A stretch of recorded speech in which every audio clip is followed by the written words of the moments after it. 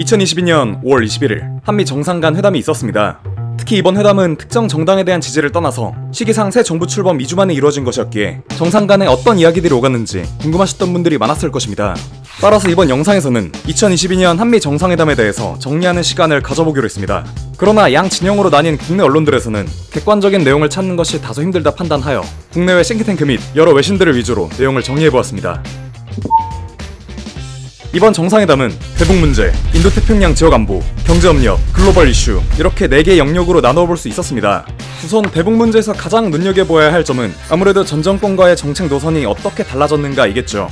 이에 대해 정치전문 일간지 폴리티코에서도 이번 회담이 대북 문제에 대해서 전임자와는 전혀 다른 새로운 정책 방향을 반영한다고 언급했습니다. 우선 지난 5년간 문재인 정부는 북한에 대한 강경 대응보다는 대화에 초점을 맞추려는 행보를 보여왔습니다. 그러나 올해 출범한 윤석열 정부는 북한에 대해 더욱 강경한 대응에 나설 것을 이번 정상회담을 통해서도 드러냈었는데요. 북한과의 실질적인 대화 및 외교의 희망이 거의 없는 현 상황에서 한미 양국은 합동 군사훈련 확대를 위한 논의에 착수할 것이다 라고 발표하며 북한에 대해 기존보다 강경한 입장을 내비쳤습니다. 또한 양국은 북핵 위협에 대해 미국의 핵과 미사일 그리고 재래식 전력 등 모든 수단을 통해 확장 억제를 보장할 것이라고 공약하였는데, 이에 대해 전문가들은 이번 회담에서 북핵 억제 수단으로 미국의 핵이 직접적으로 언급된 것은 핵에는 핵으로 라는 대응 방식을 사실상 천명한 것이라 분석하고 있습니다. 기존까지는 미국의 가용한 자원이라는 포괄적인 표현이 사용되었다면 이번 회담을 통해 북핵에 대한 대응 수단이 명확히 드러났다는 차이를 보인 것이죠.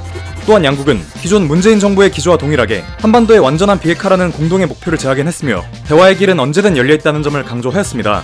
다만 문재인 정부에서 꾸준히 강조해왔던 종전선언은 이번 의제에서 배제함으로써 대화를 강조했던 전 정권과는 대비되는 모습을 보여주기도 했습니다. 전체적으로 이번 회담의 북한 관련 내용을 봤을 때 북한에 대한 현 정부의 정책 노선이 전 정권에 비해서 상당히 강경하게 변화할 것으로 보여집니다. 이번엔 인도태평양 지역 의제에 대해서 살펴보도록 하겠습니다. 우선 한미 정상은 공동성명에서 양국은 평화와 안정, 방해받지 않는 합법적 상업, 항해와 상공 비행의 자유, 남중국해 및 기타 합법적인 바다 사용을 포함한 국제법을 존중한다는 약속을 재확인한다. 대만 해협의 평화 안정을 유지한다는 것의 중요성을 재확인한다 라고 언급하였는데, 이 부분은 지난 문재인 정부에서의 정상회담과 거의 유사한 내용을 담고 있습니다. 중국이 핵심 이익으로 여기고 있는 남중국해와 대만 해협을 직접적으로 열거함으로써 영내 안보를 미국과 공조한다는 메시지를 명확히 드러낸 셈이죠. 다만 이번 공동성명에서도 작년과 마찬가지로 중국이라는 직접적인 언급은 성명 어디에도 드러나지 않았는데, 이는 필요 이상으로 중국을 자극하진 않겠다는 의미를 담고 있기도 합니다. 전체적으로 안보 영역에 있어선 인도태평양이나 중국에 대한 이야기보다는 북한과 관련된 내용이 큰 비중을 차지하고 있었습니다. 다음으로 경제협력 의제로 넘어가 보겠습니다.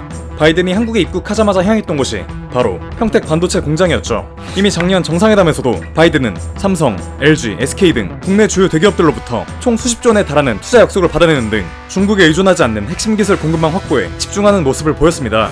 이처럼 미국은 반도체, 5G, 배터리 등 디지털 경제 영역에서 한국과의 협력을 심화하는 움직임을 보이고 있습니다. 당연하게도 이런 움직임에는 중국과 엮여있는 기술 및 경제 생태계를 완전히 디커플링 하겠다는 의도가 담겨 있습니다. 올해 초 미국이 한국에게 미국, 일본, 대만, 한국 4개국의 칩보 반도체 동맹을 제의한 것도 모두 이러한 맥락을 내포하고 있는 것이죠. 그리고 이 같은 미국의 제안은 한국을 상당히 난감한 입장에 처하게 할 수도 있습니다. 2020년 기준 한국의 반도체 수출의 43.2%는 중국이 차지하고 있으며 그 다음 18.3%는 홍콩이 차지하고 있습니다. 이미 중국이 전체 61.5%를 차지하고 있는 셈이죠. 이로 인해 현재 많은 정책 전문가들은 중국을 배제한 기술경제 동맹 참여에는 중국의 반도체 원재료 수출 금지 등 높은 강도의 보복이 뒤따를 수 있다고 입을 모으고 있습니다. 그러나 갈수록 미중 사이에서의 양자택일에 대한 압력이 거세어지는 국제정세 속에서 영원한 균형 유지는 사실상 불가능한 전략이라는 것을 다들 알고 계실 것입니다. 이미 양자택일의 순간은 목전에 닥쳐와 있으며 이제는 한국이 특정 세력에 편승한 그 이후의 상황에서 압력과 보복에 대한 대비가 필요한 시점이라고 생각이 듭니다. 그리고 이러한 상황을 여실히 드러낸 의제가 이번 정상회담에서 제시되었죠. 미국이 주도하는 경제협력체 IPF였습니다. IPF는 인도태평양 경제 프레임워크의 줄임말로서 미국 및 참여 예정 국가들은 부정하고 있지만 본 협력체는 사실상 인도태평양 지역에서 경제적으로 중국을 고립시키려는 목적을 가지고 있습니다. IPF와 미중 간 대립에 대한 자세한 내용은 다음 영상에서 중점적으로 다룬 것으로 하고, 우선 여기서 가장 눈여겨보아야 할 점은 한국이 이번 회담을 통해 IPF 참여를 공식적으로 천명했다는 것입니다.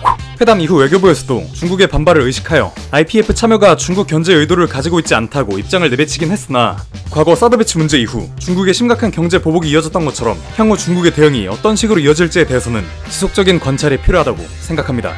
자, 다음으로 양국 정상은 글로벌 이슈에 대해서도 깊은 논의를 나눴는데요. 양국은 공동 성명을 통해 최근까지도 진행 중인 러시아의 우크라이나에 대한 침략을 규탄하며 우크라이나의 주권과 영토 보전을 지지한다는 한국의 입장을 다시 한번 재확인했습니다. 또한 기후변화로 인한 실존적 위험을 상호 인식하며 2030년 온실가스 감축 목표와 2050년 순배출 제로 목표에 대한 의지를 천명했습니다. 작년 정상회담에 이어서 올해에도 다시 한번 기후변화 대응과 관련된 의제가 나온 만큼 세계 각국이 기후변화 문제에 대한 깊은 관심과 해결 의지를 보여주기를 간절히 희망합니다. 그 외에도 코로나19, 보건협력, 사이버 범죄 대응 등 다양한 의제들이 오갔는데요. 우선 가장 중요한 내용들은 이것으로 얼추 정리가 됐다고 생각합니다. 어쨌든 이번 정상회담을 종합적으로 살펴보면서 북한에 대한 강경한 대응과 미국과의 깊은 공조를 천명한 새 정부의 정책 기조를 다시 한번 확인하는 계기가 될 수 있었습니다. 문재인 정부와는 상당히 대비되는 현 정부의 노선이 향후 어떠한 결과를 만들어낼지 그 귀추가 주목되네요. 여기까지 주식한잔이었습니다. 감사합니다.